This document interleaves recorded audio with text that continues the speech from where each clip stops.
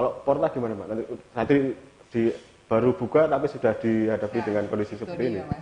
Seperti yang saya tadi bilang sih sebenarnya ini adalah tantangan yang sangat besar ya bagi kami sebagai staff gitu karena kan kami di hire sebagai yang sudah berpengalaman di bidang ini sebelumnya. Jadi ini merupakan tantangan besar. Sama seperti yang Mas Awang bilang tadi, kita berharapnya memang ini segera kembali seperti semula, tapi memang tidak bisa untuk memaksakan diri back to normal, tapi new normal.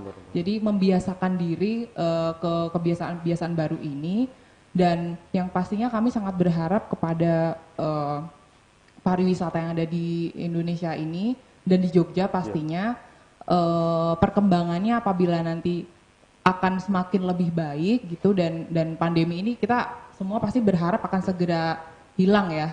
Gitu. Kalau keadaan makin membaik, pastinya juga bisnis hotel akan terus membaik lagi, gitu. Karena kami memang di Porta sendiri memang bergantung pada kamar dan pastinya MICE ya Mas. MICE itu kalau di kami sih meeting ya, karena kalau untuk wedding memang tempatnya mungkin sedikit lebih kecil daripada di Royal begitu. Mungkin adanya seperti engagement gitu mungkin ya.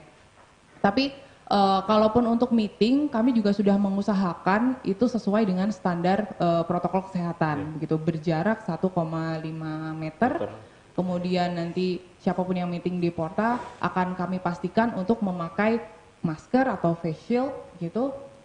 Dan kemudian juga pasti cuci tangan dan menggunakan hand sanitizer mungkin ya. Jadi semisal memang dari awal sudah dicegah, yang pasti kedepannya pasti akan meminimalisir lah penyebaran COVID-19 ini begitu.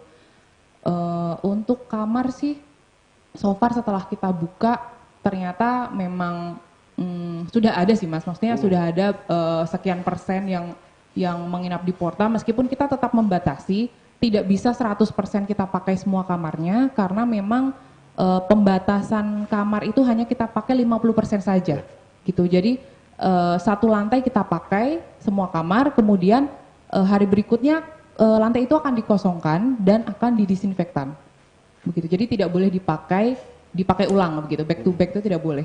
Kalau dulu kan biasanya begitu tamu check out pagi misalkan terus langsung di cleaning gitu. Kita bersihkan, tapi kita disinfektan karena kan cairan desinfektan itu mungkin ada yang ini ya agak mungkin berbahaya begitu ya kalau langsung dihirup atau kurang nyaman gitu lah. Kurang nyaman juga, jadi kita akan pastikan kamar itu terkunci dan tidak ada yang masuk ke kamar tersebut. Artinya benar-benar disterilkan ya? Iya, disterilkan, dan kita juga ada seal-nya Mas di pintu. Jadi itu membuktikan bahwa tidak ada satu orang pun yang bisa masuk ke kamar itu. Karena kalau dibuka pasti robek sih Mas. Iya. Gitu. Oke. Mbak Ayu, kalau bicara target seperti teman-teman di hotel, seperti apa nanti? Mungkin kalau revenue sama traffic, kemarin-kemarin mungkin sepi ya? Iya, syukurlah di Juli, Juli kita traffic sebenarnya pengunjung sudah, alhamdulillah sudah mulai bagus. Jadi mungkin sekitar 20-30%, tapi ini khusus COVID ya, edisi khusus COVID. Karena mungkin kalau dibandingin sama tahun lalu pasti memang ada perbedaan. Tapi hal ini nggak bikin kita gampang katakanlah menyerah ya, karena kita kemudian kondisi ini memaksa dalam konteks positif itu melihat bahwa apa yang bisa kita maksimalkan gitu, apa yang bisa kita lakukan untuk tetap berjalan, kemudian publikasi tetap berjalan, hal-hal yang konvensional itu kemudian kita digitalkan misalnya gitu. Jadi mungkin dulu ada katakanlah kalau di KPR mungkin ada press conference, bertemu banyak orang dan lain sebagainya, atau mungkin kalau di mall mungkin ada event, ada kerumunan dan lain sebagainya. Hal-hal ini menjadi sebuah tantangan bagi kami untuk gimana ya nanti kalau sudah kondisinya kayak gini, kayak gitu.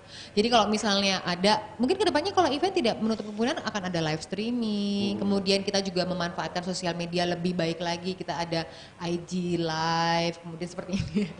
Kemudian kita memanfaatkan IGTV juga, bahkan untuk grup Ambarukmo sendiri kita ada YouTube channel yang memang kita manfaatkan untuk bisa dibilang kayak promosi wisata. Karena ini tadi kan temanya lebih ke kaitannya wisata kan, Ambarukmo dan juga wisata. Kita ada mall, kita ada hotel, dan ternyata lepas dari masalah ini hotel dan ini mall, kita juga memproduksi sebuah short video yang kaitannya membawa tentang wisata di Yogyakarta.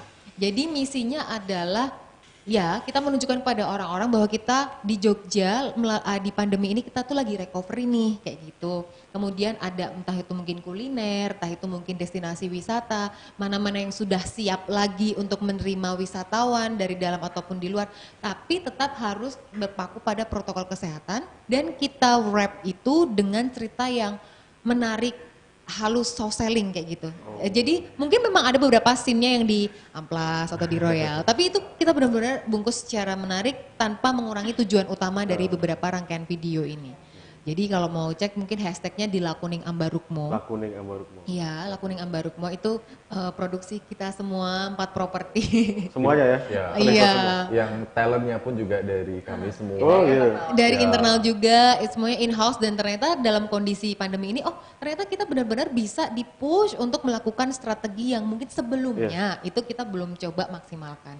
Kayak gitu. Kalau di Amplas sendiri mungkin sekarang fokus di sales, meningkat kerja sama tenan untuk membuat kayak meningkatkan sales tenan kayak gitu. Karena kan kita gimana pun juga ya mall kan pasti di dalamnya ada tenan nih, kita ada 200 sekian tenan, jadi kita bikin program-program kayak mungkin ada besok ada grid sale itu, kemudian kita ada cross promo tenan. Jadi kalau promo tenan tunggal itu udah biasa, tapi cross promo tenan itu adalah katakanlah tenan A dan tenan B, kalau orang belanja di A dia akan bisa dapat voucher lagi untuk belanja di B. Jadi kita mengkerjasamakan 2-3 tenan kayak Mereka gitu. saling sinergi gitu ya? Yes, antara betul. tenan. Jadi mau nggak mau memang kita ujung-ujungnya sinergi, kolaborasi, ya kooperatif satu sama lain, sama corporate kayak gitu sih Mas. Kalau nggak kooperasi ya susah ya? Kalau Iya, dan otomatis inovatif juga, kreatif juga. Pokoknya belakangnya if gitu.